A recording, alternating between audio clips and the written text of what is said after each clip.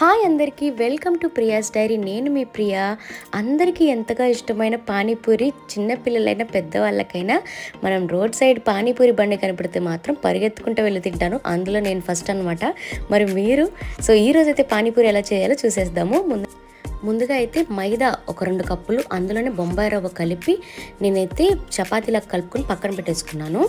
Next వచ్చేసి బఠానీలు నేను మార్నింగ్ నానబెట్టుకున్నాను. ఇవి మనకి సూపర్ మార్కెట్స్లో అలా దొరుకుతాయి. అలానే ఉల్లగడ్డ, ఆలు అంటారు కదా, అది కూడా ఇలా మధ్య కట్ చేసుకుని కుక్కర్లో అయితే బాయిల్ చేసేసుకుందాము. అంతలోకి నేనైతే చపాతీల్లో చేసేసుకున్న పిండిని ఇట్లా ఒక గ్లాస్ తీసుకొని ఇలా రౌండ్గా అయితే మనం చేసేసుకుందాము. చూసారు కదా, ఒకేసారి పెద్దది చేసేసుకుంటే చపాతీ మనకు టైం సేవ్ అవుతుంది. నిజం చెప్పాలంటే కష్టంగానే ఉంటుంది పానీపూరి చేయడం. బయట రోడ్ మీద అమ్ముతుంటే బండిల్లో మనకు తెలియట్లేదు, చేసి నాకు తెలిసింది కొంచెం. ఎందుకంటే ఎక్కువ ఐటమ్స్ ఉంటాయి కదా, అంటే బఠానీ అవి ఉడికించాలి, పానీ చేయాలి, పూరీలు చేయాలి. పానీపూరి చేసినా నాకు తెలిసింది ఏంటంటే బయట అమ్మే పానీపూరీలకి 50 ఇచ్చినా పర్లేదు, అంత శ్రమ ఉందనమాట. సో నేనైతే ఇలా రౌండ్ చేసుకున్న వాటిని ఆయిల్లో అయితే డీప్ ఫ్రై చేసుకుంటున్నాను. ఇవి కొంచెం మీడియం ఫ్లేమ్లో ఉంచుకొని మనం గోల్డెన్ కలర్ వచ్చేంత వరకు అటు ఇటు తిప్పుకుంటూ ఉండాలి. చూసారు కదా, ఇలా గోల్డెన్ కలర్ రావాలన్నమాట. వీటిని మనం పక్కన పెట్టేసుకుందాం. ఇంకా ఇలా అంతా నేను పిండి మొత్తం అయితే ఇలా చేసేసుకొని పక్కన పెట్టేసుకున్నాను.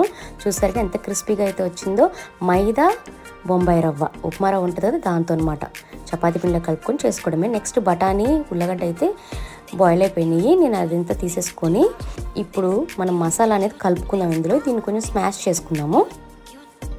ఇలా 2 స్మాష్ చేసుకున్నాక ఇప్పుడు ఇందులో కొంచెం ధనియాల పొడి, చాట్ మసాలా, కొంచెం ఉప్పు అవన్నీ వేసేసుకుందాము. బాగా కలుపుకోవాలన్నమాట మసాలా మొత్తం కలిసేంత వరకు. ఇంతే అండి, ఇది పక్కన పెట్టేసుకుని ఇప్పుడు మనం పానీ రెడీ చేసుకుని, పానీకి గుప్పెడు పుదీనాకు, కొంచెం కొత్తిమీర, 2 పచ్చిమిర్చి, 1 ఉల్లిపాయ, అలానే సాల్ట్ కూడా వేసేసుకొని గ్రైండ్ చేసేసుకుందాము. ఇట్లా పేస్ట్ చేసుకున్నాన్ని ఒక బౌల్లో తీసుకొని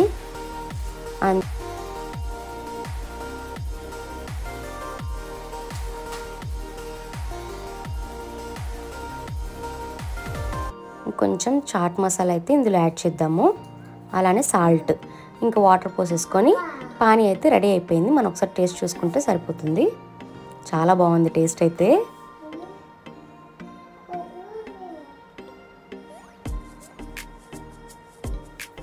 నెక్స్ట్ ఇప్పుడు ఇందులో కొంచెం గరం మసాలా కూడా యాడ్ చేశాను ఇప్పుడు వేసే ముందు.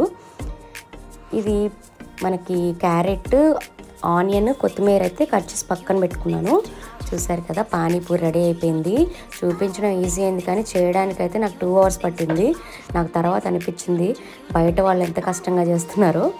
నెక్స్ట్ ఇలా ఒక 3 తీసేసుకొని నేనైతే తినేపోతున్నాను. నోరూరిపోతుంది ఇప్పటికే. దీనిలో ఆనియన్స్ వేసేసుకొని తినేయడమే. సో మీకు ఎంతగానో నచ్చిన, నాకు ఎంతగానో ఇష్టమైన పానీపూరి అయితే రెడీ అయిపోయింది. తప్పకుండా ట్రై చేసి మీ పిల్లలకి పెట్టండి. చాలా చాలా బాగుంటుంది. చాలా క్రిస్పీగా ఉంది, సూపర్ టేస్ట్ అనమాట. మా వారికి అయితే పెట్టాను, చాలా బాగుందన్నారు. మా పిల్లలు అయితే ఫుల్గా ఎంజాయ్ చేశారు. రౌండ్ కూర్చొని ఇంకా వడ్డిస్తున్నాను, వాళ్ళు తింటూ ఉన్నారు. నేను తినడానికి కూడా సరిపోలేదన్నమాట టైము. అంత ఫాస్ట్గా అయితే తినేస్తున్నారు వీళ్ళు, అంత ఇష్టం అనమాట పిల్లలకి. బయట అయితే 1 లేదా 2 ప్లేట్లు తింటాము. ఇంట్లో అయితే మనం ఇష్టం వచ్చినట్టు తినేయచ్చు అనమాట, అన్నీ చేసేసుకోవచ్చు. సో ఇదండి ఈరోజు వ్లాగ్ అయితే. మీకు కనుక నచ్చినట్లయితే డెఫినెట్గా ట్రై చేయండి అండ్ కామెంట్ చేయండి, లైక్ చేయండి. Thank you for watching my channel.